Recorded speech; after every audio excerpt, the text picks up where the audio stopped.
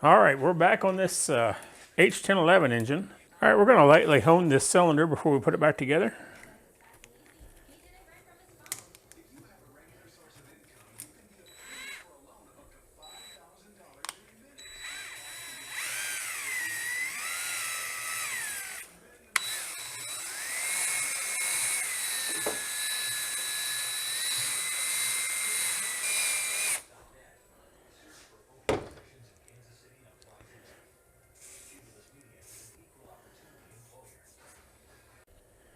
All right, we need to put this main seal in here.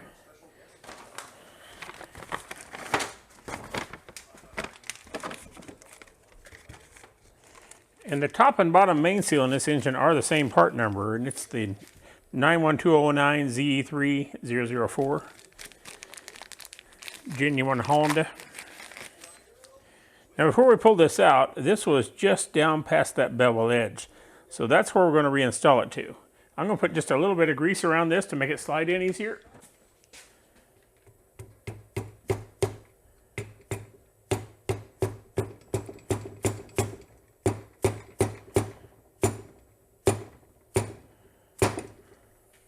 going to get something to set on there and just kind of lightly drive that in.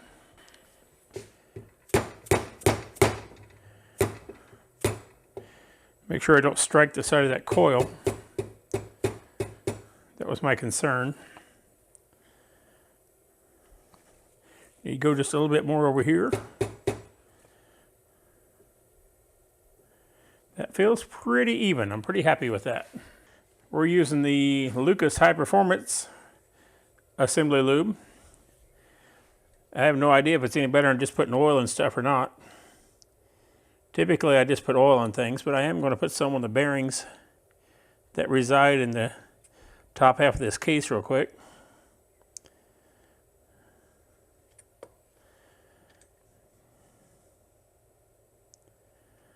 Gonna goo it up. Let it slide down in there. Grab our crankshaft. Give this a quick rub down. Slide this down in here.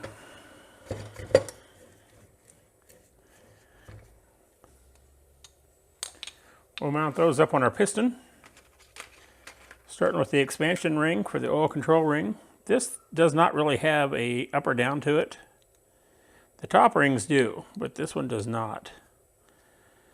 The thing you want to make sure of is that those ends are not laying on top of each other. And this one has a little wire in it that kind of guides you, so it's harder to get them to overlap. Grab one of our oil control rings. I don't have one of those really super cool ring expander things. I know our end's about here, so I'm going to come over here and start this one on. Now there's about, if you talk to 10 different engine builders or mechanics, you'll come up with 7 different ways where you should put the rings whenever you are assembling an engine. I'm going to come over here about halfway around from where I was. Slide this second one on. These are pretty flexible. You want to make sure these move easy in the groove whenever you're done. Now we already checked the piston, the ring gap on these, so we're in pretty good shape there. And these have marks on them to tell you which way it goes up. There's an N right there, and if they're oversized, it would be on the other side. This is the top ring, and it's got a little bit of a step to it, and that's how you know which one's the top ring. This one is more square, so it's going to be the second ring. Once again, we'll check for our N, which is right there, and then we'll install the rings on this sweetheart. Like I say, I wish I had one of those really super cool ring expanders, but I don't. I've only been putting them on this way for 30 years, so I guess I really don't need it too bad. There's the N on this one, so we know this is the top.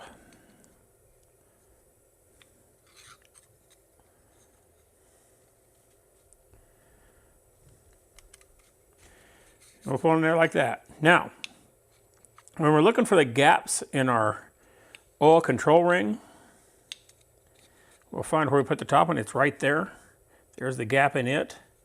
And our gap in our lower one should be right around here. It's right there. I'm going to take those two and put them up kind of like this. Here's our piston pin.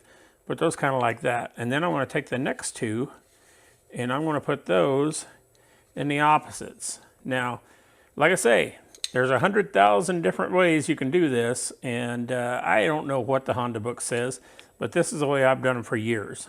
Now, on certain engines, depending on displacement, I'll put the ring end gap straight across and the oil control ring straight across. But in this, being a used engine going together with a used piston, it ain't going to make much difference.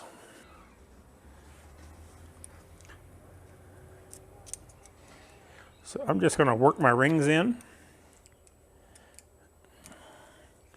as I work my way around.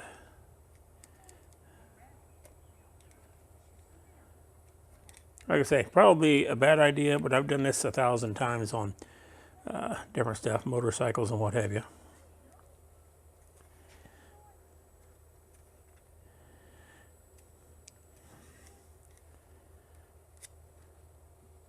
And I'm not too concerned about it. Now this is a little bigger pain in the butt because there's no chamfer up here to help guide the rings in. So I'm just going to be patient, keep working at it. Get crankshaft down out of the way. There we go, they're in.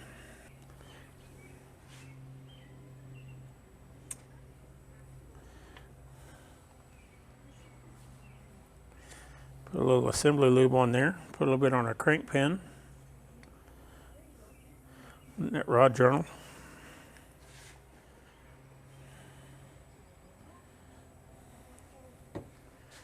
Find our rod connecting rod cap here. It's not in too bad a shape for everything it's been through.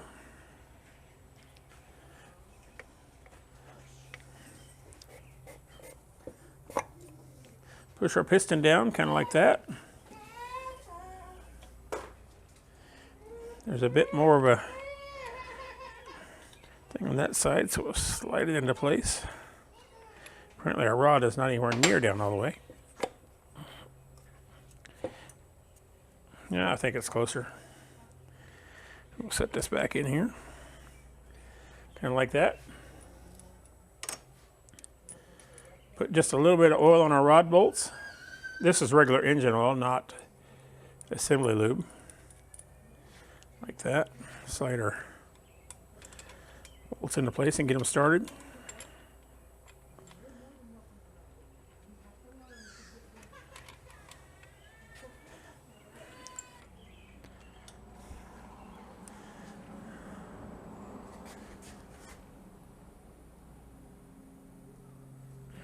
That's it.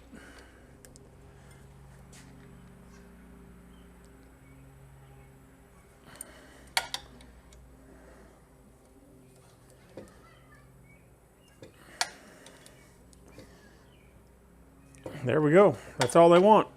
The counterbalancer shafts run on this gear. The cam runs on this gear. So we're going to put the counterbalancers in first. And one of these has two dots right here and here. Kind of highlight them so you can see them a little bit better. And this one is going to set in here like so. And its dot is going to line up with the dot on the crankshaft.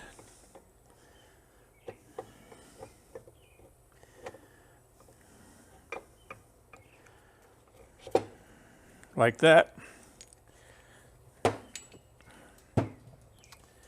This one only has one dot.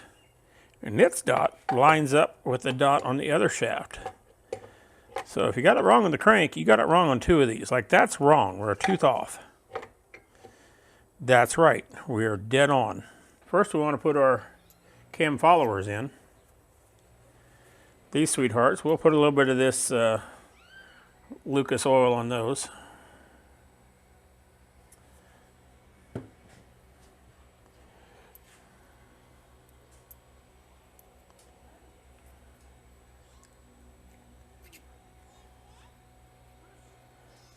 I'm going to slide these in, and if you're wondering, no, I did not keep track of which one is intake and which one is exhaust, because I'll adjust the valves back to it later.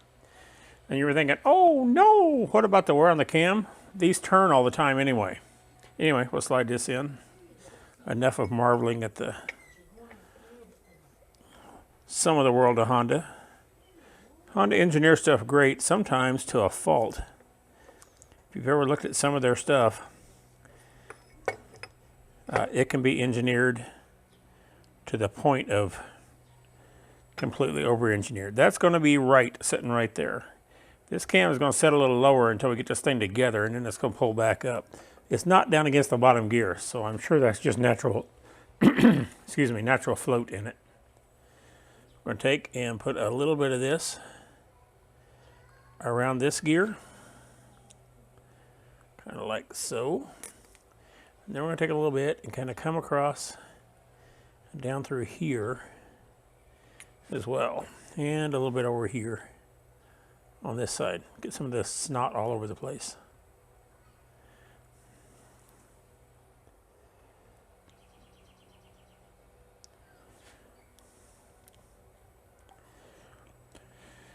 Now, as I generally do, I like to turn these a couple of rounds,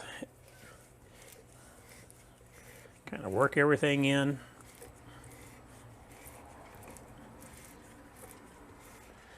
Then I'm going to come around to my timing marks again and just do a double check on my timing marks. Make sure everything's lined up like it should. That one's there, that one's there, that one's there, that one's there, and that one is right there. So, yep, we're good on those. This goes in with the writing on the outside. Generally, but not always, you want the writing of the seal away from the fluid you're trying to seal in. This is the active seal with the spring behind it, and that's what actually does the most of the sealing. This just keeps the dust out on this end.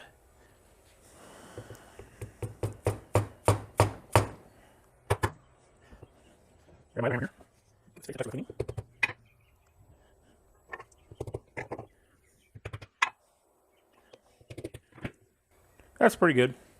All right, this thing actually uses an oil pump, which I know other engines do too. But this one lives in the bottom case. We have an O-ring that sits in here, kind of like that. And then we just have a plate that sits over this.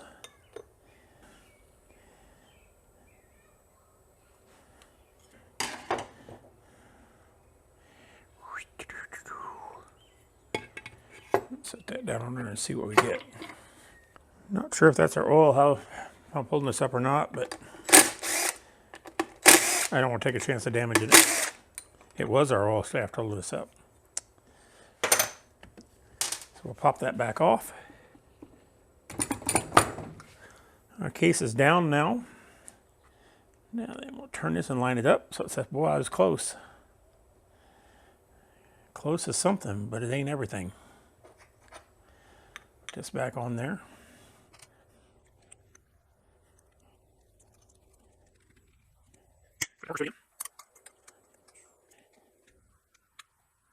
That's done. We'll put our case bolts in, torque all those down.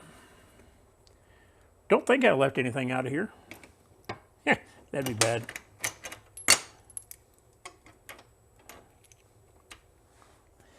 But if I did, I promise I would tell you.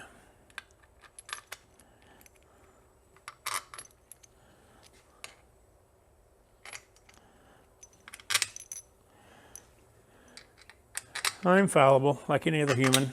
That one goes there, and that one goes there. Now, I'm going to run these down with my impact, but we're not going to torque them down with it.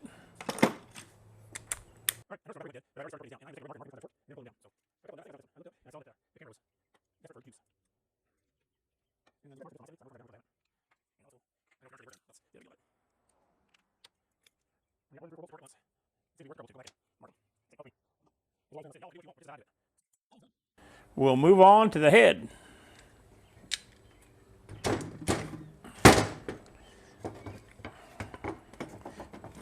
Set that big batch of sweetness over here. Put our board back, find our socket.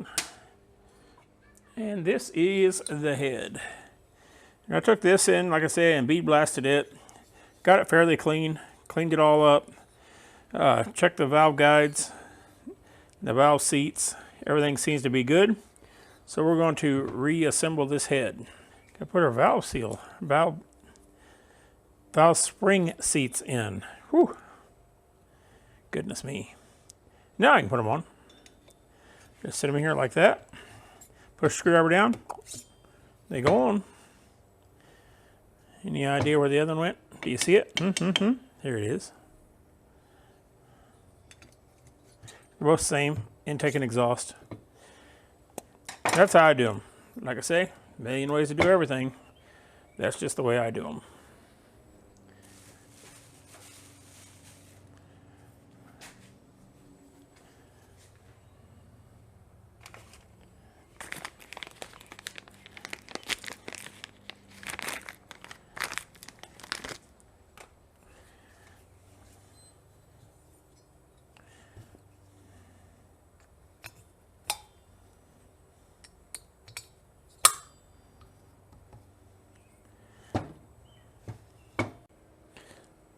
Alrighty, moving on.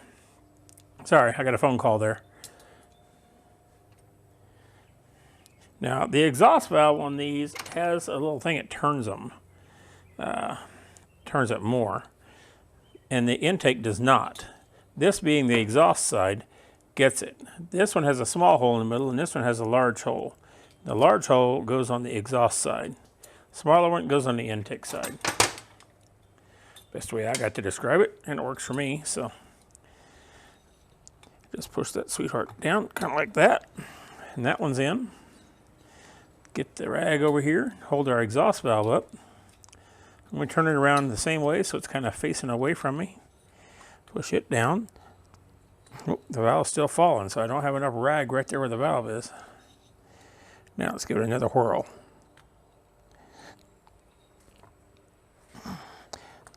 There we go, like that. And that gets this little dealy bobber over it, like that. This one don't have one, that one does.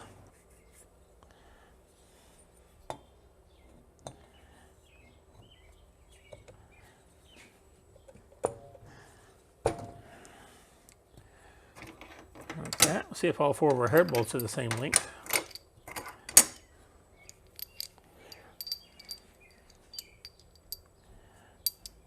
Yeah, they are. We got two cleans and two not as cleans.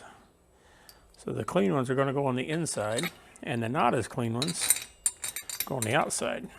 There we go.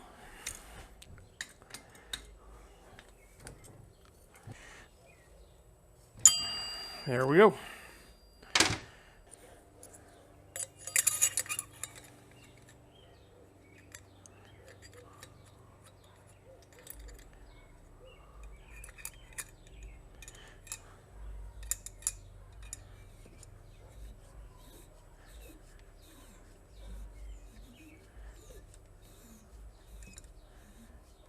Alrighty.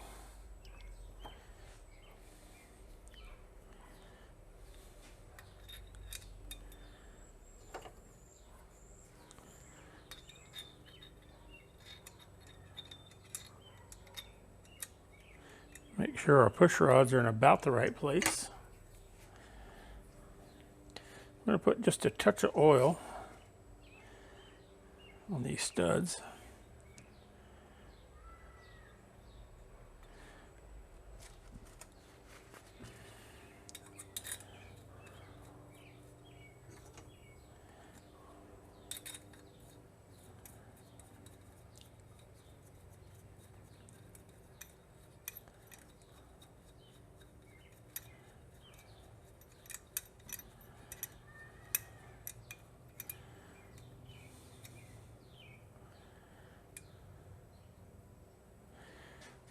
All right, let me find out what the valve specs are for this sweetheart, and then we'll torque them down.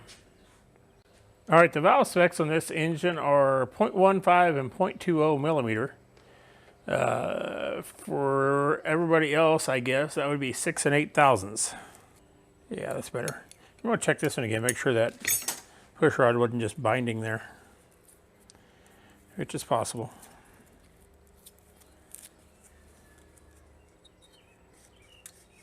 No, it's pretty good.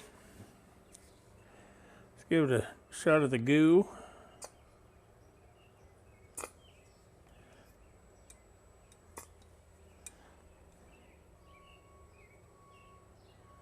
Should have put some on the push rods there, but I think they'll live okay. In fact, I'm sure they will.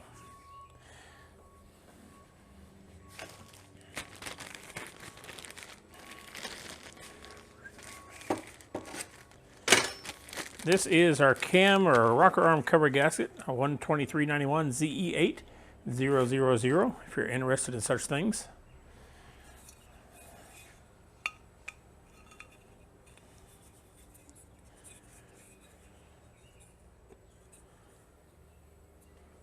Sits there on there like that. I did not get one of these. That was an oversight. I hope it doesn't leak. I don't think it will because I'm pretty sure it's never been off before. Grab my tin wrench I just had a hold of there.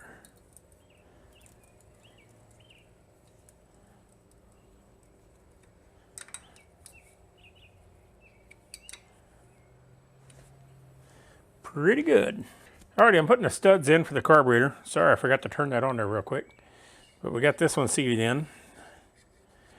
These are the same way I took them off, just double nutting them.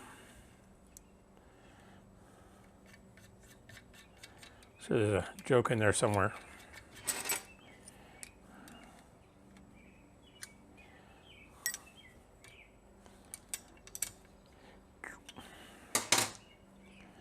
Then run them down.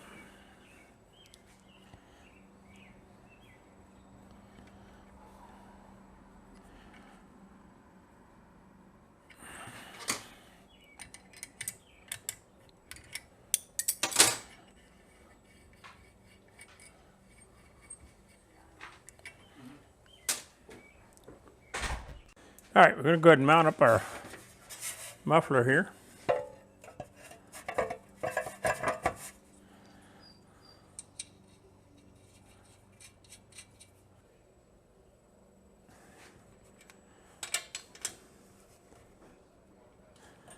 Alrighty, this mounts to the actual mower itself, so we leave that alone for now. I think we'll go ahead and put the top of this thing together before we mount her up. So let's turn it around. This is going to make it a lot heavier putting together, but it's going to be a lot easier to do here.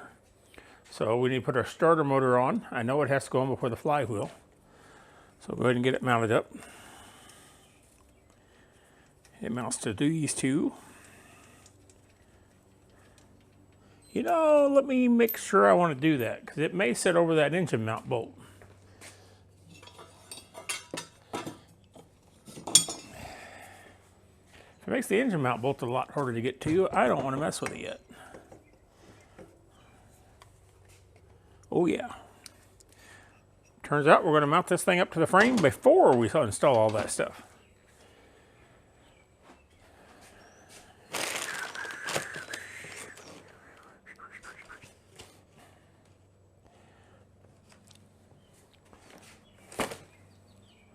Alrighty, we'll get the frame ready to go, and then we'll mount her up. We're going to put our starter back in. It sits under here. I just set the flywheel on in order to be able to tighten up the bolt in that pulley under the bottom of the engine, the belt pulley. This thing has a charging coil that just won't quit against the magnets.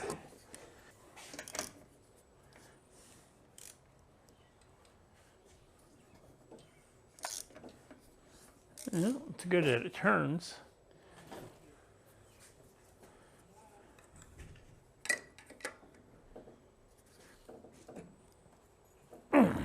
Tight enough. All right, mount our coil back on. All right, we got our gap set on our coil. We used a piece of cardboard to set our gap.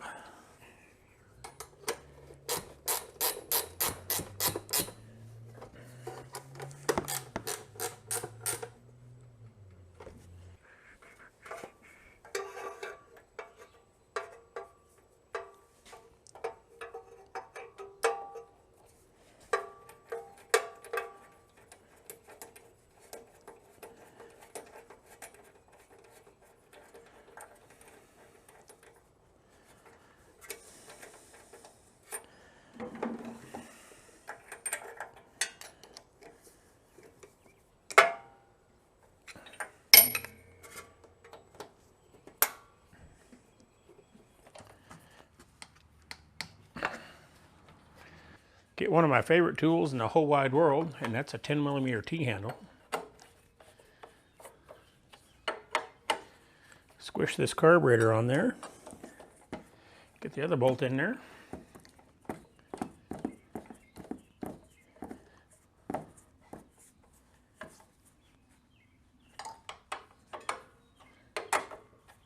Like that. Put our hose in the hole. I'm going to start putting the bodywork bolts back in.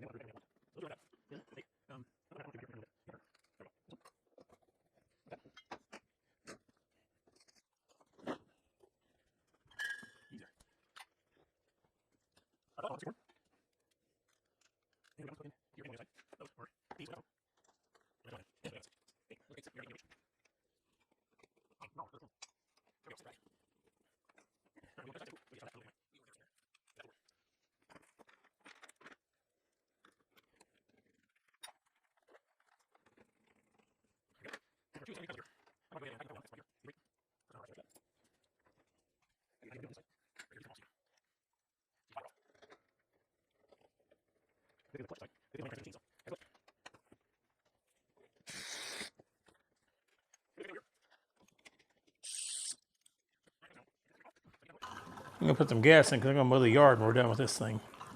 The muffler's still full of oil and it's going to smoke for a while. So I want to run it before I give it back.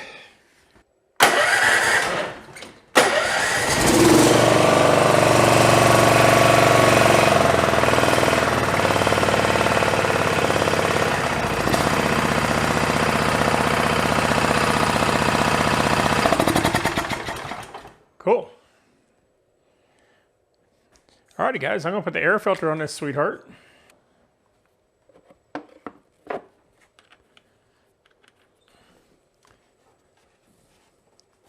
Grab the rag we were just using.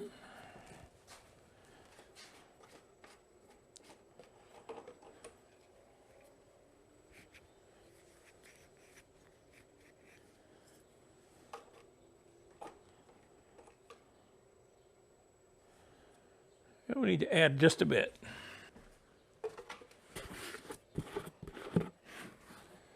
We'll give it a glub or so.